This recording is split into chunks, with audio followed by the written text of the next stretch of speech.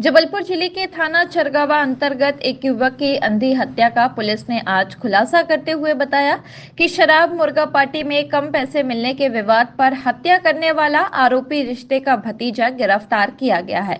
दिनांक 31 अक्टूबर को ग्राम देवरी टपरिया में खेत में एक युवक की मृत्यु की सूचना पर थाना प्रभारी चरगावा उप निरीक्षक अभिषेक प्यासी हमराही स्टाफ के साथ पहुंचे।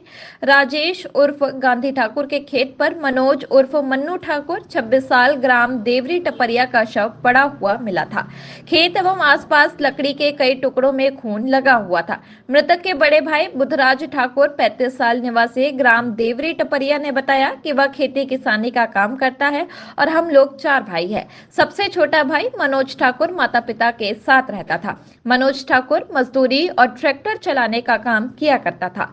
दिनांक 30 अक्टूबर की सुबह लगभग 8 बजे घर से काम करने का कहकर निकल गया था तो रात में वापस नहीं आया। आज सुबह लगभग 8 बजे राजू ठाकुर निवासी देवरी टपरिया ने इसकी खबर दी कि तुम्हारा छोटा भाई मनोज ठाकुर मृत अवस्था में राजेश ठाकुर के खेत में पड़ा हुआ है।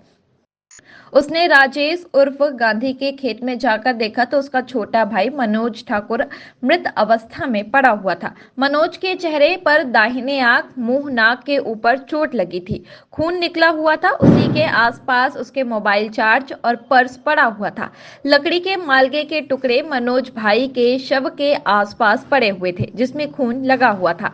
उसके छोटे भाई मनोज की किसी अज्ञात व्यक्ति ने हमला कर हत्या कर दी थी। घटना से वरिष्ठ अधिकारियों को अवगत कराया गया। सूचना पर पुलिस अधीक्षक जबलपुर संपत उपाध्याय के निर्देशन पर अतिरिक्त पुलिस अधीक्षक ग्रामीण सोनाली दुबे और नगर पुलिस अधीक्षक वर्गी सुनील नेमा, एफएसएल अधिकारी doctor Neeta Jain, fingerprint expert के अखिलेश मौके पर पहुंचे। पुलिस द्वारा गठित टीम ने धर्म उर्फ अभी, जो कि रिश्ते में भतीजा लगता है, चरगवा बाजार में घूम रहा था। संदेह पर धर्म उर्फ अभी पिता संतोष ठाकुर गोद उम्र 19 साल को अभिरक्षा में लिया गया, जिसके सीने और कोहनी में खरोच के निशान पाए गए। पूछने पर उसने अपना जुर्म कबूल कर लिया, जिसे पुलिस ने गिरफ्तार कर लिया। थाना चरगवा में देवरी गांव के अंतर्गत गांधी के खेत में एक लाश मिलने की जानकारी थाना प्रभारी महोदय को प्राप्त हुई थी, जिस पर तत्परता से हमारे वहाँ के नगर पुलिस अधीक्षक महोदय हैं वो